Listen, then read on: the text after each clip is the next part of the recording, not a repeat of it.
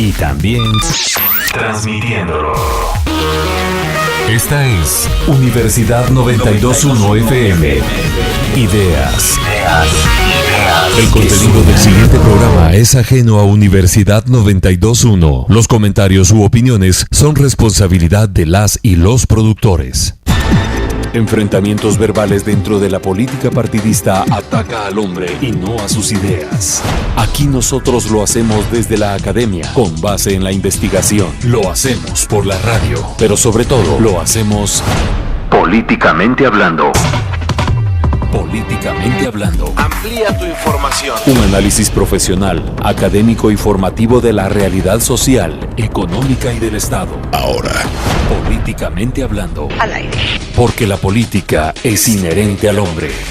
A continuación, transmitiendo por Universidad 92.1. Ideas políticas que suenan. La libertad de decir las cosas como son.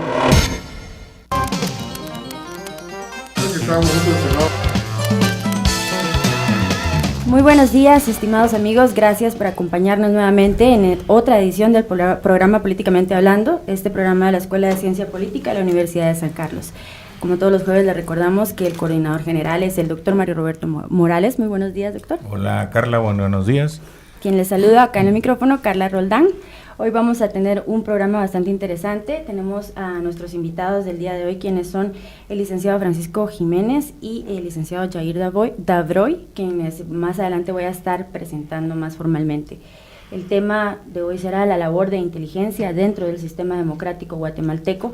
Todo esto en el marco de lo que se está proponiendo por parte de la tercera promoción de la Maestría de Análisis Estratégico, Seguridad y Geopolítica de la Universidad de San Carlos, la Escuela de Ciencia Política.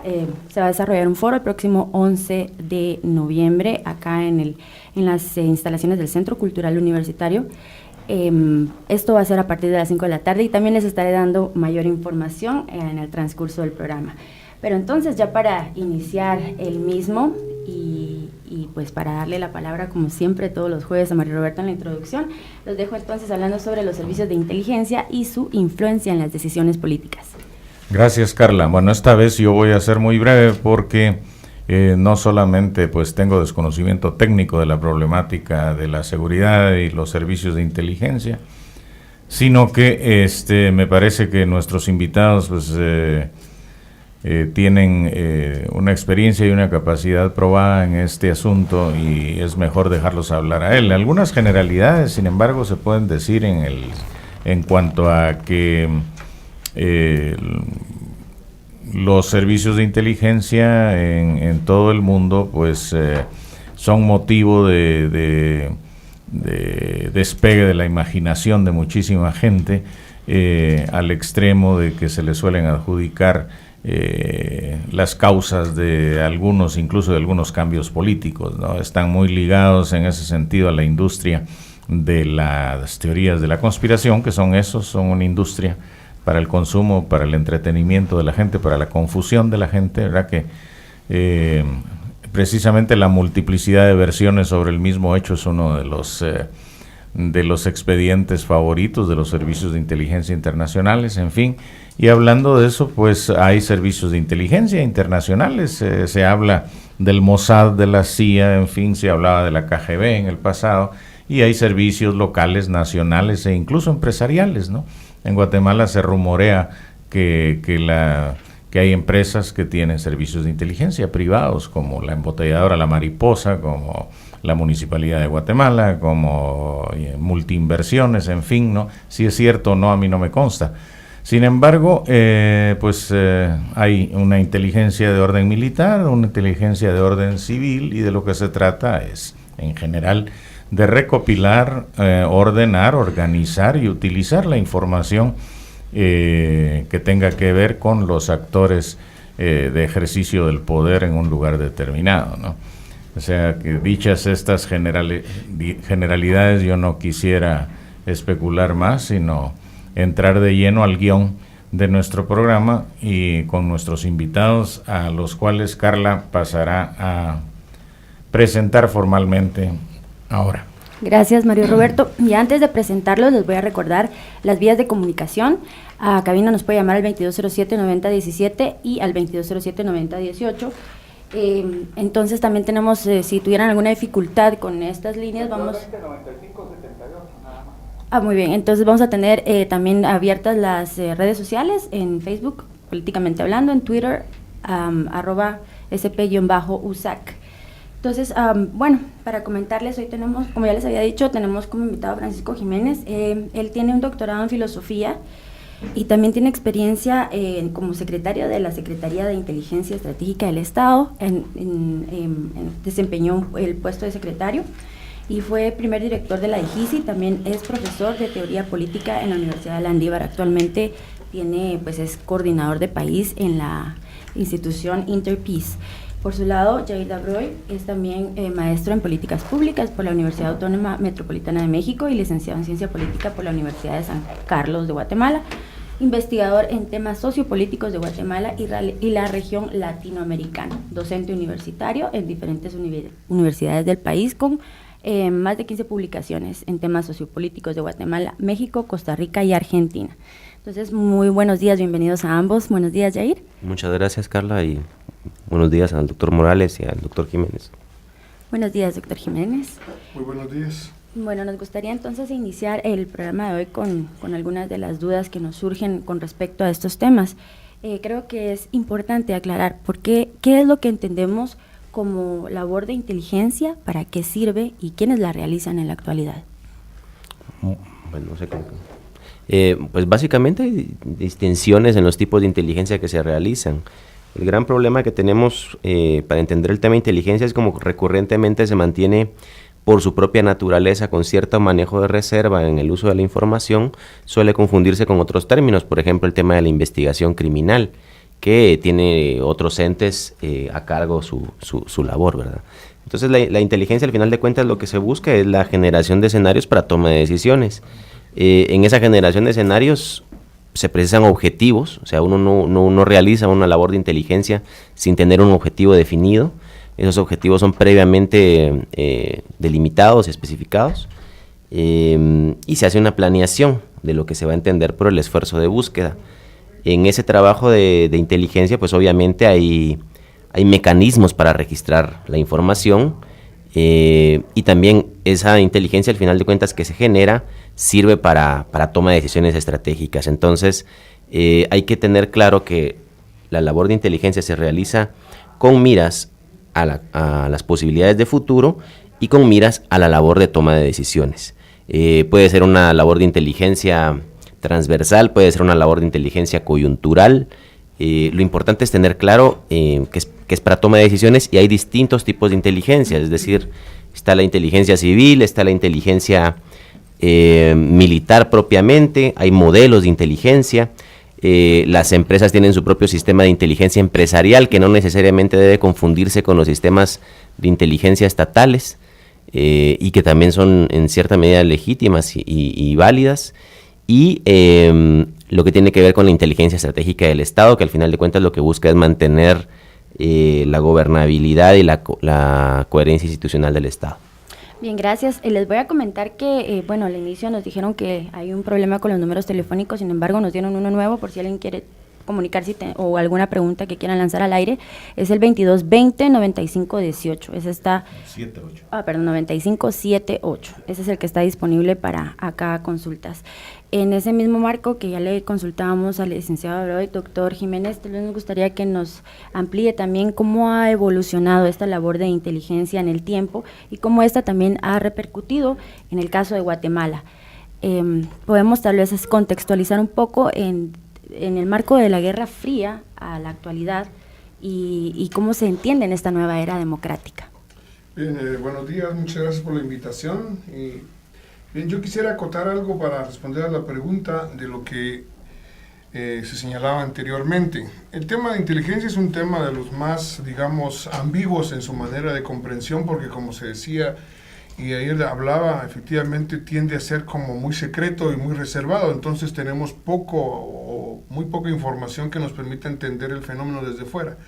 Pero el tema de inteligencia, y ahí el nombre incluso de inteligencia, no es más que la expresión de un proceso normal que tenemos todos los seres humanos.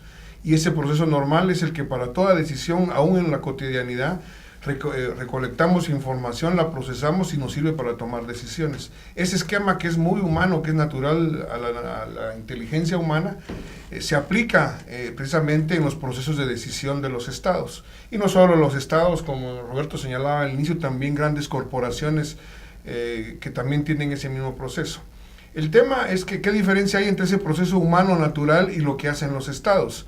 Es que se genera una serie de procesos, ahí los especificó anteriormente, que se suele llamar como ciclo de inteligencia, que va desde identificar la planeación, la obtención de información y el análisis en ciertas condiciones específicas. Las condiciones específicas son ciertos métodos que de alguna manera los estados pueden, por su posición de estados, utilizar para obtener y para analizar esa información, y también el punto fundamental, ¿para qué sirve esa información? Y aquí es donde hay una gran diferencia en la tradición de la inteligencia a través de la historia del hombre.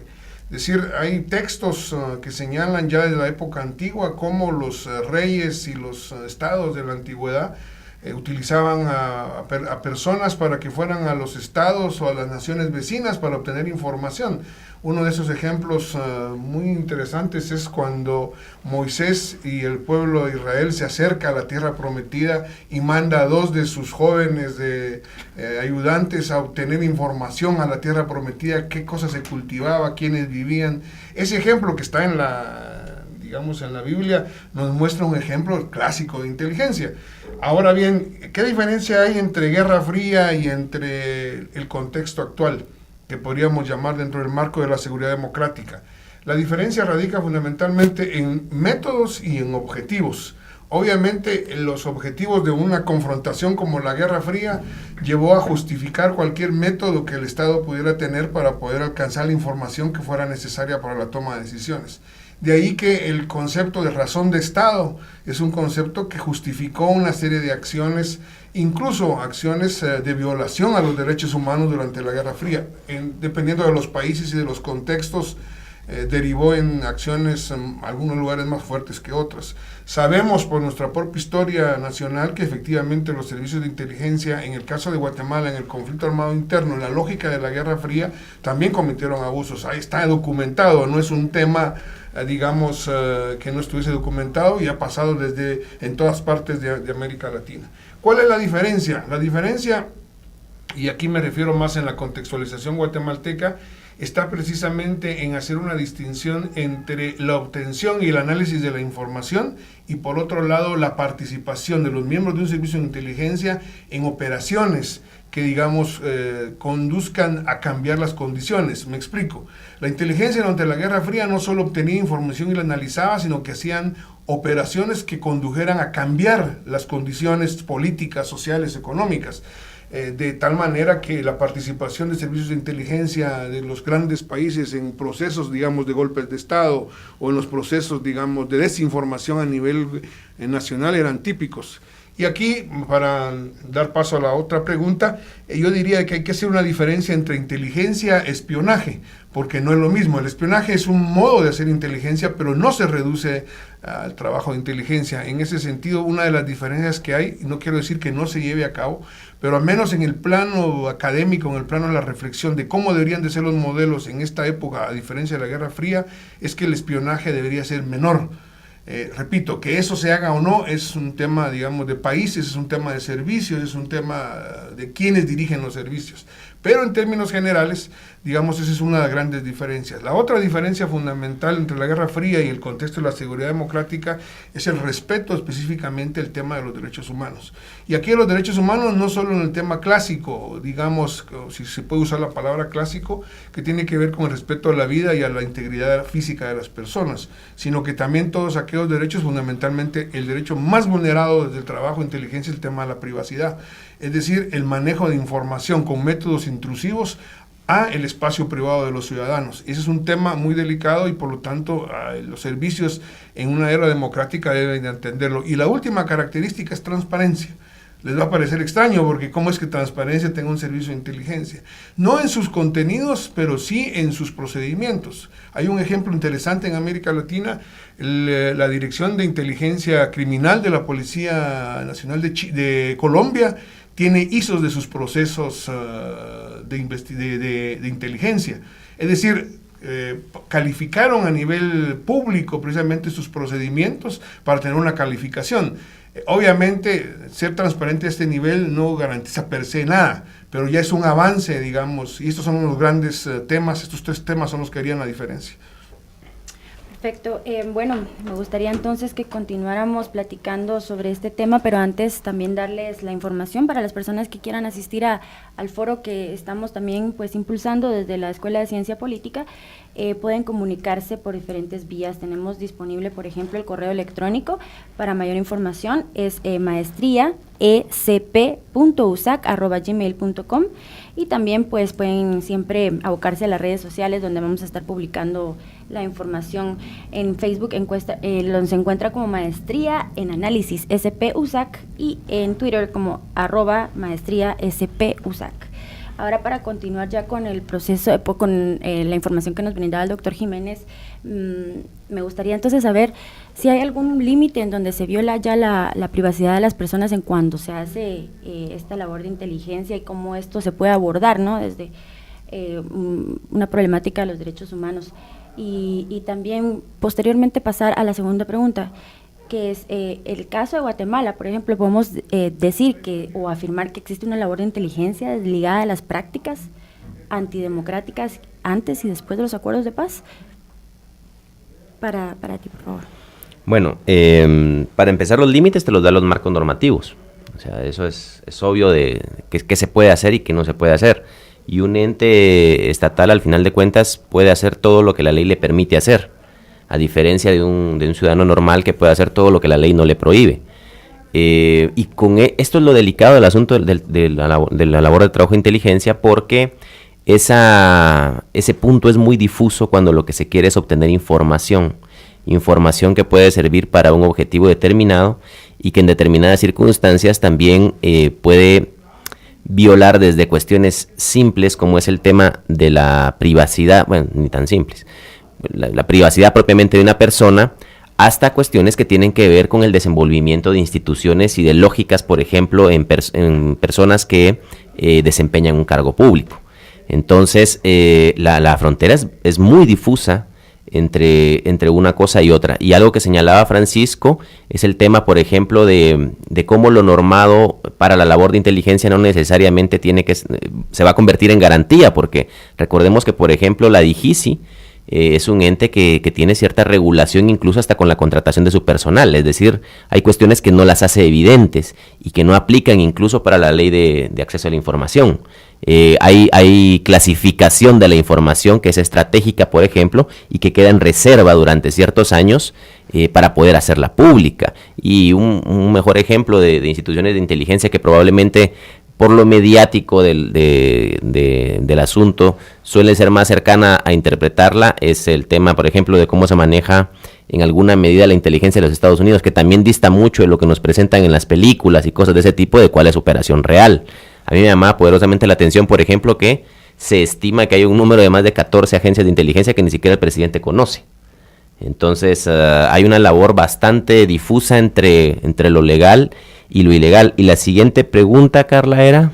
Sí, es al respecto de que en Guatemala, por ejemplo, podríamos afirmar que existe una labor de inteligencia que se desliga de las prácticas antidemocráticas pues que podemos hablar antes de los acuerdos de paz y después de los acuerdos de paz. ¿Cómo podemos entender la inteligencia a partir de eso? Voy a dar mi percepción personal, y en ese asunto considero que han existido cambios, pero el hecho de que existan cambios en la forma en que se están haciendo las cosas no significa que exista... no significa que nos hayamos desligado de una lógica que incluso la tenemos como sociedad, que es la lógica de un modelo militar. Es decir, al final de cuentas parece ser que no hemos terminado de superar completamente ese modelo militar que definía el trabajo de inteligencia. Recordemos que al menos hay dos dos modelos para trabajar el tema de inteligencia, que es el modelo civil y el modelo militar. Y en el caso del modelo militar parece ser que sigue teniendo cierta preeminencia el ejército sobre el resto de instituciones que brindan seguridad en el país, y lo digo a título personal y asumo la responsabilidad del asunto, independientemente de que tengamos un Consejo Nacional de Seguridad, independientemente que tengamos una DIGICI, independientemente que se trata de generar información de carácter civil. Mi percepción es que aún, incluso como sociedad, seguimos con un fuerte ligamen a la forma de hacer las cosas desde la lógica militar y no la lógica civil. Y eso tiene que ver hasta con los niveles de aceptación, creo yo, que tiene como sociedad instituciones como el ejército a la par de las instituciones de carácter civil que regularmente se desconocen. Es decir, si todos hablamos del tema de inteligencia en Guatemala, lo asociamos siempre a G2 o a D2, pero difícilmente un ciudadano común sabe qué es la DIGICI, por ejemplo, y que está generando inteligencia civil. Así es, y en ese marco, precisamente, doctor Jiménez, creo que es importante, ya con lo que amplió Yair al respecto, es qué instituciones entonces se dedican a realizar labor de inteligencia en Guatemala y cómo se coordinan entre ellas.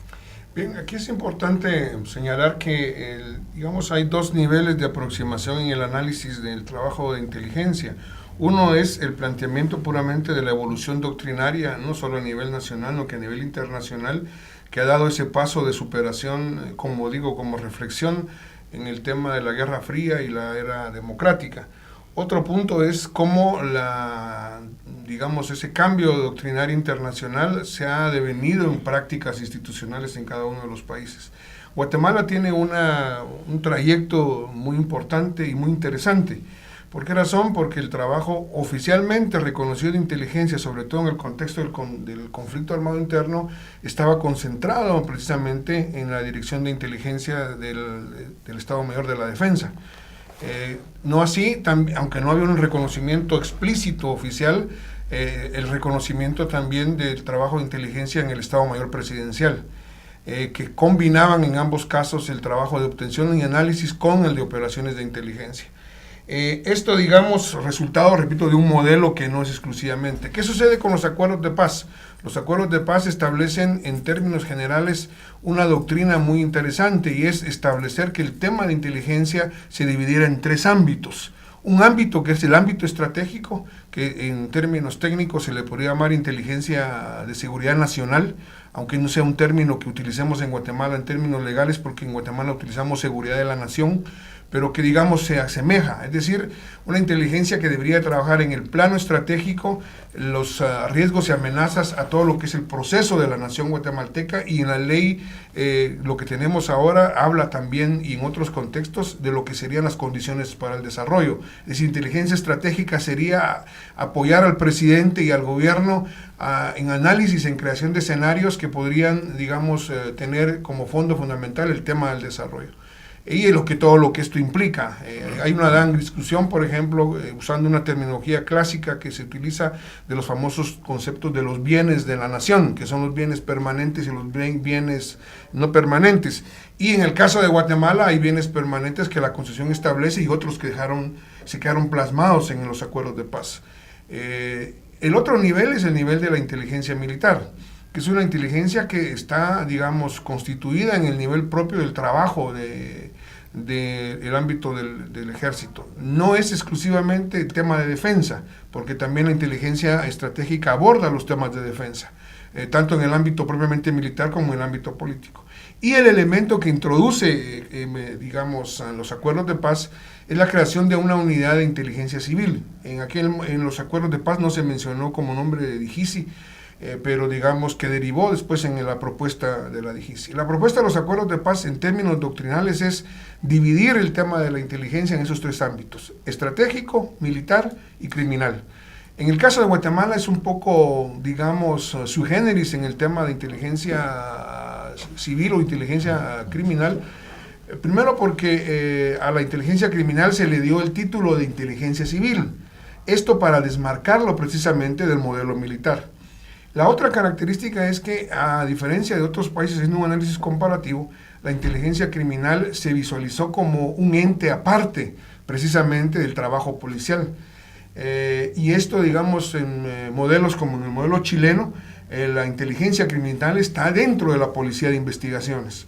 En el modelo mexicano hay dos instituciones, como son una institución a nivel federal que trabaja el tema de inteligencia y está en gobernación, pero también la PGR tiene al interno el trabajo de inteligencia criminal. Es decir, la diferencia nuestra como Guatemala es que hubo un gran debate de si esto que proponían los acuerdos de paz debería estar adscrito a la dirección de la Policía Nacional Civil o debería estar fuera. El modelo quedó que quedó fuera. Y termino diciendo el tema, recordemos que las instituciones no cambian de la noche a la mañana. El mejor ejemplo de legado autoritario de nuestro Estado es el trabajo de seguridad y el trabajo de inteligencia. Muchas gracias, doctor Jiménez. Vamos a ir a nuestra primera pausa con información de los compañeros de Universidad 92.1. Recuerde que también puede ver este programa en línea a través de www.radiousac.tk. Tus ideas. 92.1 Universidad. Ideas que suenan.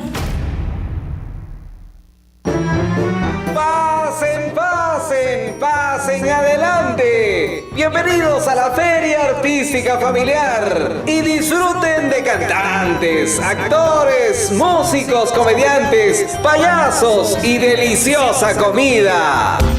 8 de noviembre de 9 a 13 horas. Casa de Sedes Artísticas de IPSA. Cuarta calle 946, zona 1. Invitan Instituto de Previsión Social del Artista Guatemalteco, IPSA, y Universidad 92.1. Amplía tus fronteras. Estudia en Italia, Estonia, Países Bajos, España, Polonia, República Checa o Rumania. Haz lo posible con una beca Eureka. Realiza estudios de licenciatura y posgrado, una estancia postdoctoral o intercambio a nivel de staff. Las becas Eureka te proporcionan transporte aéreo, alojamiento y manutención para hacerlo realidad. Vive esta experiencia internacional. Becas Eureka, tu pasaje al viejo continente.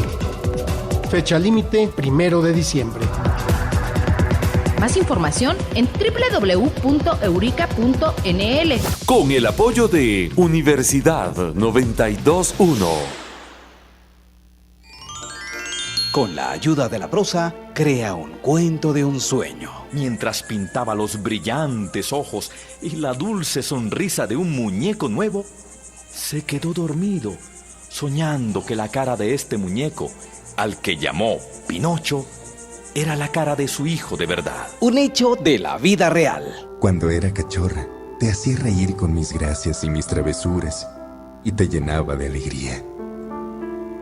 Me decías que era tu bebé, y a pesar de algunos zapatos masticados y algunas almohadas deshechas jugando juntos, me convertí en tu mejor amiga. Un dato curioso. La persona promedio llega a caminar alrededor de 120,000 kilómetros en su vida. Esto es suficiente para dar 3 vueltas completas a la Tierra. Y envíalo cuanto antes a concursar al certamen literario de Cuilapa Santa Rosa, Segunda Avenida 230, zona 3, antes del 22 de noviembre. El tema y la extensión del trabajo son libres. El ganador se hará con 1,000 quetzales, más el galardón Puente de los Esclavos y el honor de hacer la salutación a la musa de los Juegos Florales. Invitan Casa de la Cultura de Cuilapa Santa Rosa y 92.1 Ideas que suenan. Universidad. El país está sufriendo el bombardeo de contenidos alterados y desinformación constante. Y para contrarrestarlos, actualizamos la información de verdad. Ahora, resumen informativo. Actualizando la información en Guatemala. Buenos días, es momento de un avance noticioso. Autoridades reportan un ataque armado contra un bus Ruta 80. El hecho se registró en la 15 Avenida y Tercera Calle, zona 6 capitalina, en cercanías de la iglesia La Parroquia. Agentes de la Policía Nacional Civil localizan armas de fuego en inmuebles allanados, en donde se busca capturar a presuntos narcotraficantes. Actualizando la información mundial. Chile afirmó su disposición de retomar el diálogo con Bolivia sobre el diferendo marítimo, tal como lo propuso la canciller federal de Alemania, que esta semana sostuvo un encuentro con el presidente Evo Morales. Voceros de las Fuerzas Armadas Revolucionarias de Colombia, Ejército del Pueblo, llamaron al gobierno colombiano a desistir de las medidas unilaterales y excluyentes que afectan el proceso de paz, iniciado en Cuba desde 2012, en referencia a la Comisión Legislativa para la Paz aprobada por el Senado. Esté pendiente de más noticias en el siguiente avance a las 9 horas. Resumen informativo. Una actualización a los contenidos noticiosos, sin alteraciones ni enajenaciones. Universidad 92.1 FM. Información e ideas que suenan. Difundimos el conocimiento científico, tecnológico, histórico, social, humanístico y antropológico en todas las ramas del saber. Y en el medio exclusivo para oír. Esta es Universidad 92.1 FM. Ideas que te suenan.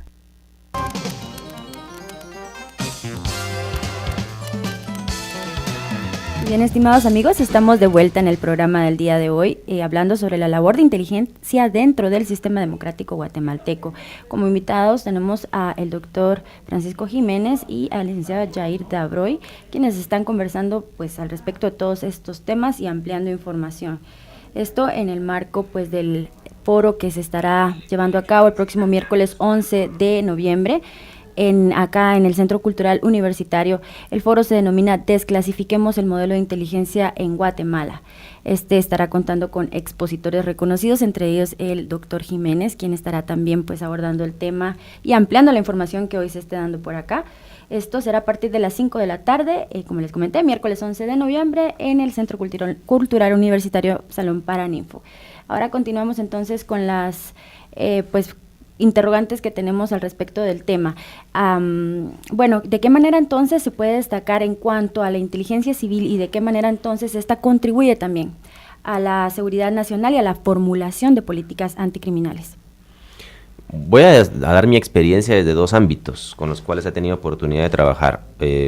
Uno es el ámbito de la generación de información para toma de decisiones, y todo lo que esto conlleva, pues tratar de generar información con base a escenarios de futuro, y otra es la relación que he tenido con entes que están dedicados a prestar el servicio de seguridad en el país, de seguridad pública, en este caso la Policía Nacional Civil.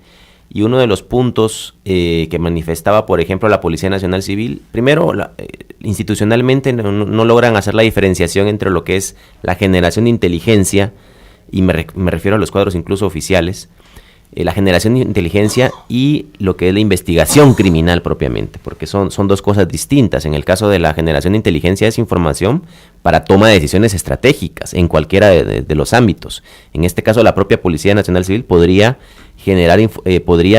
crear escenarios que le permitan tomar decisiones con respecto a la persecución criminal. Y otra cuestión es la investigación criminal que se da sobre un hecho ya sucedido, o sea, algo que ya pasó y que se investiga por qué pasó, cómo pasó, pero no te va a generar ningún escenario de futuro propiamente, ¿verdad? No es para tomar decisiones, sino para determinar responsabilidades en un hecho. Y una de las mayores quejas, por ejemplo, que presentaba la Policía Nacional Civil, es que nunca tienen acceso a información estratégica. Es decir, incluso los propios oficiales de Policía Nacional Civil, jefes de comisaría, mandos superiores de la PNC, no tienen acceso a la información que genera la DIGICI, no tienen acceso a la información que genera la Secretaría de Inteligencia del Estado, incluso tienen una fuerte confrontación con el ejército. La confrontación con el ejército no se ve únicamente en las calles, en los patrullajes conjuntos que realizan, donde por lo regular el policía siempre se está quejando del mejor trato que reciben los militares, que les dan relevos, tiempos de comida, mientras que ellos tienen que aguantar hasta 3 turnos seguidos. Entonces, a mi parecer, la información no es, si se está generando, porque no dudo que se esté generando, alguien más se está apropiando de esa información. O sea, alguien está ganando con esto, pero parece ser que no está llegando a quienes debería de llegar. Me refiero en este caso a la información que tiene que ver con inteligencia criminal, ¿no? Que le compete en buena medida a la labor que realiza no únicamente los entes políticos, porque también toman decisiones los políticos en temas de seguridad y reducción de crimen, pero también a gente que en buena medida es el trabajo operativo, y es el caso de la Policía Nacional Civil. Bueno, no sé si tiene usted algo que agregar, doctor Jiménez, o si no podríamos también entonces ya entrar a un tema que creo que es muy importante, principalmente en los meses recientes, y es la labor de la CICIG en Guatemala. ¿Cómo podríamos calificarla? Y en cuanto a la generación de inteligencia y su aporte a las instituciones encargadas bajo este trabajo en el país. Voy a comentar algo con respecto a lo anterior porque nos vincula al tema de la CICIG. Es importante lo que ayer señalaba sobre la diferencia entre el trabajo de la investigación criminal y el trabajo de la inteligencia criminal. Primero hay que señalar de que sí es importante hacer las diferencias entre inteligencia estratégica, inteligencia militar e inteligencia criminal. Las que más se acercan a la definición clásica de inteligencia son inteligencia estratégica e inteligencia militar. Inteligencia criminal es relativamente reciente el darle ese título al tema del trabajo, digamos, para la persecución que al final pues, se constituye en persecución penal. En algunos países, en Europa, por ejemplo, el tema de lo que nosotros denominamos inteligencia criminal le llaman información policial. Es decir, haciendo la distinción entre el trabajo clásico de los centros de servicios de inteligencia como la estrategia militar del trabajo en soporte al tema criminal. Obviamente esto es un debate que todavía está abierto en algunos países. En el caso nuestro, básicamente el planteamiento en la lógica de los acuerdos de paz era precisamente de que existiera un ente que ayudara en las decisiones estratégicas a los entes responsables de la seguridad, tanto el ministerio como tal, como la policía, para poder, digamos, tener una mejor comprensión del fenómeno criminal. Y de alguna manera no ser soporte, sino que ser, digamos, un apoyo para la investigación como tal en términos de la toma de decisiones. Esto es clarísimo en la ley, y la ley de la DGICI lo establece, cuando claramente se dice que se obtiene una información de carácter criminal por parte y por métodos de inteligencia, estos no pueden ser utilizados como un elemento de prueba en un juicio. Cualquier juez que determine de que la información que se está presentando como una prueba de carácter, digamos, penal, que fue resultado de un método de inteligencia, automáticamente esto desaprueba la utilización de ese mecanismo. ¿Por qué razón? Porque los contextos son diferentes. Ya y ayer habló bastante un poco de esto y no quisiera un poco caer en ese tema. De tal manera que la inteligencia civil o criminal, en el caso de Guatemala, la ley misma establece sus objetivos, y los objetivos son recopilar información, analizarla para la toma de decisiones en términos precisamente del combate a la delincuencia organizada y la delincuencia común. ¿Esto qué significa? Tener escenarios, tener tendencias, pero además tener identificación de probables grupos criminales y tener, digamos, identificado estos elementos que deben de servir. La inteligencia civil es de la DGICI, no debe obtener información para investigación, no debe, además, participar en operativos policiales que llevan precisamente a la persecución, que llevan a la persecución penal. No deberían de hacer, creo yo, esa es mi interpretación, por ejemplo, capturas. Deberían poder identificar, por ejemplo, a los elementos, a las personas que tienen orden de captura, pero no participar en el trabajo puramente operativo. En este sentido, tiene que ver con el tema de la CICIG. ¿Por qué? Porque la CICIG, como, digamos, un órgano, digámoslo así, no extraño en cuanto al sistema, pero vinculado al sistema, en su mandato no hay espacio para que haga inteligencia. Es decir, la CICIG no puede hacer inteligencia. Ellos trabajan en el tema de la investigación y en apoyo al Ministerio Público. Eso, digamos, hay una pregunta que sería interesante, digamos, yo no tendría la respuesta, cómo, digamos, en la evolución del trabajo de la CICIG en Guatemala, cómo han visualizado la necesidad o no, por ejemplo, de tener acceso a temas de inteligencia. Es probable que consideren que no es necesario, es decir, por la relación que tienen con el Ministerio Público, pero yo desconozco, digamos, cuál es la perspectiva, cómo lo abordan. Pero si uno lo ve desde la perspectiva puramente formal, no pueden hacer inteligencia. Perfecto. Bueno, si tienes algo que ampliar al respecto, Yair, o si no, podríamos también entonces, me gustaría que hiciéramos una distinción clara, creo yo, y eso es para también proceder a la siguiente pregunta, es ¿cuál es la diferencia cualitativa de la inteligencia militar y la inteligencia civil? Ya ustedes han dado bastantes información al respecto, pero si pudiéramos mencionar esa diferencia cualitativa, ¿cuál sería? Bueno, básicamente son los objetivos, es decir, el ejército está enfocado en temas de orden militar y por lo tanto le compete como variable transversal el tema del Estado, pero ligado a amenazas que se pueden sufrir como institución y cómo esa institución que es el ejército repercute en la transversalidad del Estado.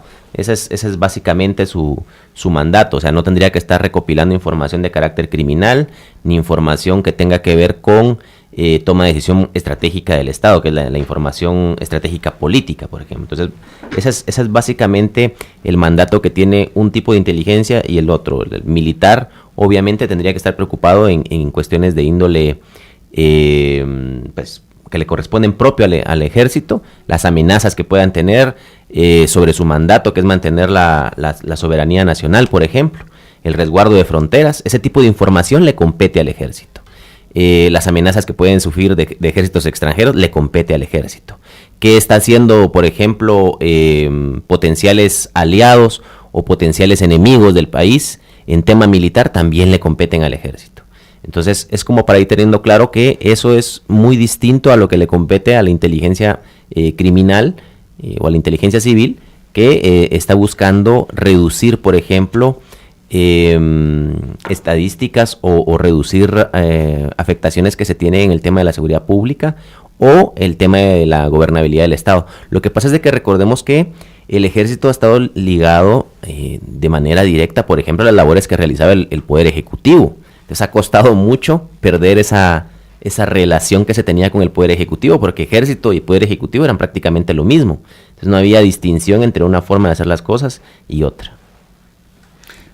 Hay un elemento que es importante, digamos, hacerla en términos incluso doctrinales, y es que el trabajo militar, en su concepción básica y clásica, es precisamente el tema de los escenarios probables de conflicto, y aquí hablo de conflictos militares. Digamos, tradicionalmente los ejércitos se constituyen en cada uno de los países en función de los escenarios probables de conflictos que puedan tener un país ante una situación determinada. Digamos, hay países que tienen más probables, digamos, escenarios de conflictos de carácter militar, por ejemplo, porque viven en condiciones de tensión con otros estados. El ejemplo clásico que siempre ponen es el tema de Israel, pero no solo Israel, obviamente. Hay otros países como Irán mismo, que tiene sus propios, digamos, ámbitos de probables conflictos de carácter militar. La inteligencia, entonces, militar debe de constituirse a partir de esos escenarios y de esos, digamos, posibilidades de conflicto. Obviamente hay un debate de si sigue o debe de los ejércitos, por ejemplo, los ejércitos como los nuestros deben de seguir con esas dinámicas de riesgos, amenazas de esa manera, porque las hipótesis de conflictos son muy limitadas. Es muy difícil que planteemos la posibilidad de un conflicto, por ejemplo, con el ejército mexicano, para poner un ejemplo. Pero sí hay otras hipótesis que tienen que ver y que afectan de alguna manera el tema de lo que se podría llamar la seguridad nacional, la seguridad de la nación. Ahora, hay otro elemento que aquí es importantísimo, y es que la lógica, como nace la inteligencia, es en el ámbito militar, y es inevitablemente este elemento del enemigo, porque si yo tengo una hipótesis de conflicto, aunque sea probable, en un escenario, yo tengo que identificar el enemigo potencial.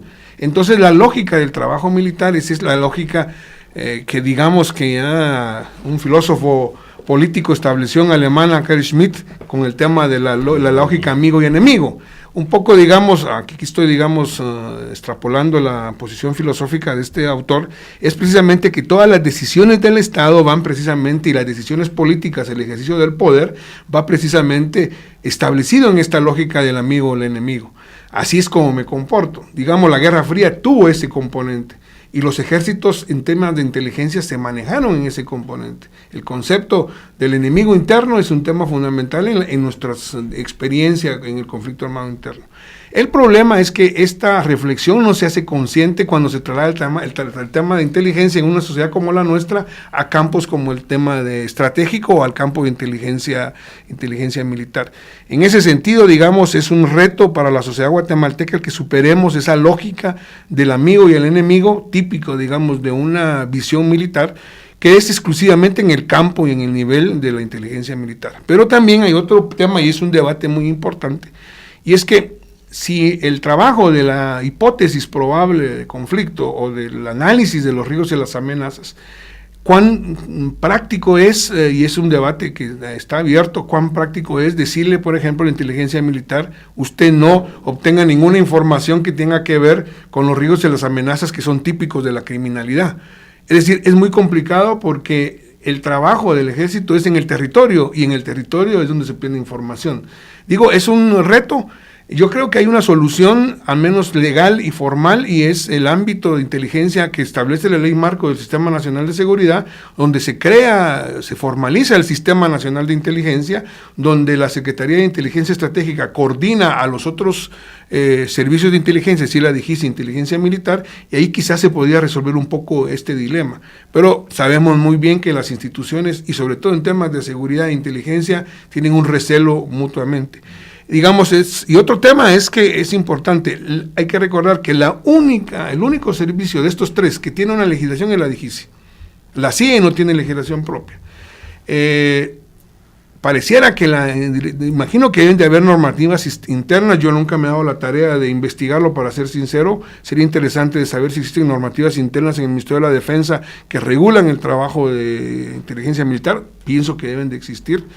Pero sí es un tema, digamos, todavía pendiente en el debate nacional de cómo formalizar esto y si la formalización es suficiente. Bueno, y esta aclaración iba en la línea de la siguiente pregunta que tenemos, y creo que también surge a raíz de la preocupación de varios sectores, y es importante hacer por eso esta diferenciación entre un tipo de inteligencia y la otra, o la vinculación que se da entre ellas en nuestro país, y es entonces, ¿qué se puede esperar a partir de estos conceptos que acabamos de dar acá al aire del nuevo gobierno y la vinculación que se le hace hacia la línea dura del ejército? Es decir, ¿cómo se relaciona toda la labor de inteligencia con...? ¿Cómo que podríamos esperar en relación a todo esto con esta vinculación que se hace en un nuevo gobierno, pues, a manera de la labor de inteligencia que se desarrolla en el país? Lo ideal sería mantener coherencia en cada uno de los ámbitos de labor de inteligencia que tienen los tres tipos, al menos, existentes de inteligencia identificados, ¿no? Entonces, creo que la inteligencia estratégica deberá estar generando información, o cumplir con su mandato. La DIGICI deberá estar haciendo lo mismo en el tema de criminalidad, y la inteligencia militar en su ámbito. Es decir, no podemos tampoco tomar decisiones, o mejor dicho, asegurar que sucederán o no sucederán cosas sin tener mayor conocimiento de gente que ni siquiera ha tomado el control del aparato de Estado, ¿no? A partir del 14 de enero creo que tendremos algunas percepciones de qué es lo que podemos esperar a futuro. Yo esperaría, por ejemplo, que gente muy cercana al ámbito militar de Jimmy Morales pues no esté ligada, por ejemplo, a toma de decisiones que no les competen más que a los actores militares en ciertos ámbitos que están definidos.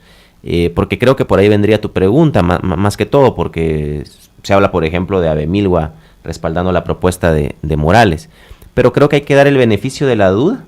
Hay que permitir que se dé el proceso de transición, que me imagino, incluso temas como este de la inteligencia en sus diferentes ámbitos se estará dando también en la transición. Es decir, no puedes entregarle el gobierno a alguien sin tener información estratégica del Estado. O sea, ya sabemos que el 14 de enero a las 14 horas, cuando se está tomando el control, por ejemplo, por parte del presidente Morales, también está convocada una manifestación pública por parte de este grupo Anonymous. Entonces, creo que ellos ya están atentos a mantener ese tipo de información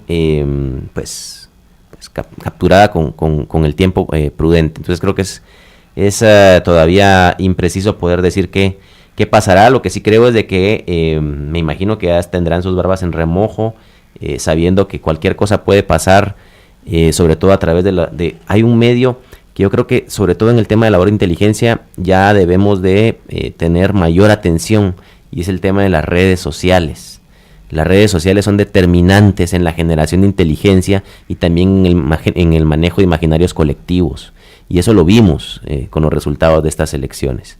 Entonces creo que será otro ámbito al cual ellos deberán de tener atención, y no creo que resulte ajeno a los políticos, porque pues todos los que hemos tenido cercanía a algunos candidatos presidenciales sabemos, por ejemplo, que tienen sus propios call centers, o sea, sus espacios donde crean cuentas falsas de Facebook, crean cuentas falsas de Twitter, están opinando, llamando por teléfono, y todos sabemos que al final de cuentas lo que quieren hacer es un manejo que se acerca un poco a lo que decía al inicio Francisco Jiménez, de ya intervención, ya no es únicamente información para toma de decisiones estratégicas, criminales o militares, sino es una intervención para cambiar el círculo de las cosas. Perdón, yo quisiera interrumpirlos un segundo. Francisco decía hace un momento que la CICIG no tiene el permiso legal para hacer inteligencia, ¿no? Sin embargo, a mí en lo personal me parece que sus investigaciones como que necesariamente tienen un insumo de inteligencia, no sé si generado por la CICIG o por otras agencias de inteligencia, pero pareciera que hay una información muy elaborada que si la CICIG no tiene la autorización para generarla, de algún lado la saca, ¿no? Eso por un lado. Y por otro, esto que decía Yair de las redes sociales, ¿no? Porque las redes sociales, pues todo el mundo sabe que recopilan información de los usuarios con objetivos de consumo, consumistas, en fin. Pero también esto último que decía él, de inducir las opiniones, ¿no? Inducir las opiniones por contagio, y incluso esta inducción de opiniones pues puede llevar también a movilizaciones sociales, lo cual me lleva al debate actual que está llevando a cabo, ¿no? Sobre si las manifestaciones, las movilizaciones sociales de abril-septiembre fueron manipuladas o no, y hasta qué punto y en qué momento y de qué manera específica se dio la manipulación. Esto tendría que ver con un análisis del uso de las redes sociales y también con los golpes mediáticos de la CICIG, porque a mí me parecía evidente que las movilizaciones se daban inmediatamente después de un golpe mediático de la CICIG, porque eran informaciones, eran destapes de información que se volvían mediáticos y virales, ¿no? E inmediatamente después se traducían en manifestaciones de protesta contra la corrupción, ¿no? Y la lucha contra la corrupción, pues es obvio que actualmente es una política exterior estadounidense que se está poniendo en práctica en Brasil, se está poniendo en práctica en Argentina, en Ecuador, y aquí también se puso en práctica con mucho éxito, ¿no? Lo cual nos lleva al asunto de los golpes blandos y las revoluciones de colores, etcétera. Pero bueno, este es el ámbito, si ustedes quieren, desordenado, de duda, de especulación, dentro del cual el debate sobre si hubo o no manipulación y hasta qué punto se lleva a cabo, ¿no? Hay gente que se ofende cuando se le habla de manipulación porque creen que se está dudando de su sinceridad cuando han salido a protestar, pero no es eso. Precisamente es la buena voluntad de la gente, es la indignación acumulada por décadas la que puede ser manipulada, ¿no? Eso es lo que se manipula. Entonces, no es que se dude de la buena voluntad, sino que hay que ponerle atención a esa posibilidad, y no tiene nada que ver con teorías de la conspiración. No sé si ustedes tienen algo que opinar al respecto. Bueno, yo personalmente creo que hay que, más allá, del análisis precisamente de lo que tú decías, Roberto, es importante hacer la diferencia entre el trabajo propiamente de inteligencia, que en términos, negativos, y en algunos países también ya penado por la ley, es la intervención, en las dinámicas sociopolíticas. Este es un tema, pero el otro tema también son las propias dinámicas políticas. Es decir, la posibilidad de una manipulación o la posibilidad de conducir a una dinámica hacia un lado u otro, no necesariamente implica trabajo de inteligencia. No quiero decir con esto que no exista, sino que tiene que ver también con el elemento puramente político y las habilidades políticas. En el ejemplo que tú pones, poniéndome como un ejercicio mental, que estas reflexiones tendrían que darse desde la perspectiva de la inteligencia estratégica, es, una de las tareas interesantes de la inteligencia estratégica sería tomar todos esos elementos que tú explicabas y reconstruir la cantidad posible de escenarios probables para interpretar el fenómeno. Y obviamente uno de los posibles escenarios es la cuestión de, si no sé si la palabra manipulación es la más feliz, pero sí de alguna manera de conducir esas dinámicas sociales hacia un objetivo político que va más allá de las dinámicas sociales en sí mismas.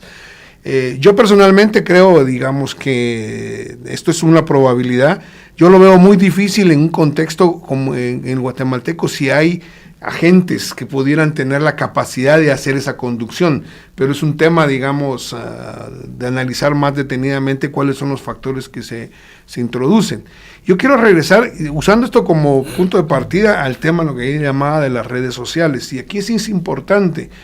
Antes del problema, precisamente, del famoso 11 de septiembre en Nueva York, empezó un debate muy interesante, después de la caída del muro y lo que se llamó el tema de la superación de la Guerra Fría, un concepto y una definición de amenaza, porque regularmente cuando se hablaba de amenaza era la identificación, en esa lógica de la Guerra Fría, de un enemigo con nombre y apellido, sea persona individual o sea institución o sea Estado. Un poco en la lógica de las dinámicas de las discusiones de las ciencias sociales, tomadas en las discusiones de las ciencias duras, particularmente de la matemática, se introdujo el concepto de amenaza difusa, partiendo de aquella idea, digamos, que hay fenómenos que no se pueden identificar en el espacio y en el tiempo con sus variables y sus indicadores tan específicamente, sino que se difunden en la dinámica espacio-temporal en elementos que nos conducen, digamos, a unas dinámicas mucho más flexibles. Se introdujo ese concepto a la inteligencia y se dijo, no, ya no veamos enemigos con nombre y apellido, sino que veamos dinámicas y fenómenos de carácter sociopolítico que nos conduzcan, por ejemplo, al trabajo de inteligencia. Por ejemplo, es lo que está sucediendo, por ejemplo, en Estados Unidos, de ver a la inmigración como una amenaza en la lógica de la amenaza difusa. No están viendo al migrante como el enemigo, pero sí están viendo el fenómeno como una amenaza a su agenda de seguridad nacional. En ese sentido, digamos, es un tema que en Guatemala ni siquiera se discute. No se discute porque hay otro tema, y el tema es que el tema de inteligencia, primero seguimos pensando en la gran mayoría que es un tema de militares, cosa que no es cierto. Ya en Guatemala, digamos, hay tanto académicos, y ahí aquí es un ejemplo, digamos, del acercamiento académico que ha tenido el tema de inteligencia.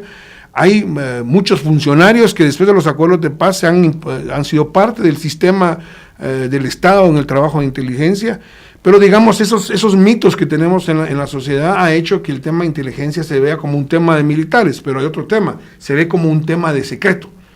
Entonces, es un tema, digamos, donde hay que abrirlo. Yo felicito a la Escuela de Ciencia Política de la Universidad de San Carlos y a este espacio de la red universitaria que permita tomar en cuenta, digamos, ya a quienes trabajan este tema y poner al debate estos temas. Porque, y hoy con esto termino esta parte, otro tema que se suele obviar en esa lógica tradicional es el tema de la transparencia. No es cierto que los servicios de inteligencia no pueden ser transparentes. Es cierto, y tú mencionabas el acuerdo gubernativo que en el 2009 salió con respecto al tema de la DIGICI, de poner, digamos, bajo reserva los nombres de los funcionarios que trabajan en la DIGICI por razones obvias, particularmente el personal, digamos, operativo. Algunos documentos y resultados, digamos, de acuerdo a la Ley de Acceso a la Información, pero hay otros mecanismos que pueden ser transparentes. En ese sentido, queda pendiente el tema de los controles. La comisión en el Congreso que está dedicada al tema de inteligencia debe activarse. Es decir, el ejercicio ciudadano del debate sobre la inteligencia debe iniciarse. La academia debe de abordar el tema. La inteligencia no es una cuestión esotérica. La inteligencia es humana y es un trabajo de los estados. Y el llamado a la reflexión y a poner en la mesa en el debate estos temas. Bueno, muchísimas gracias. Estamos ya concluyendo el programa de hoy. Esperamos haber abordado este tema y que la gente se haya interesado para poder acudir entonces al foro que ya les he dado la información. Será este 11 de noviembre a partir de las 5 de la tarde acá en el Centro Cultural Universitario. Entonces nos despedimos con el mensaje del licenciado Jair Dabroy. Muchísimas gracias, doctor Jiménez, por habernos acompañado y esperamos escucharlo en dicho foro.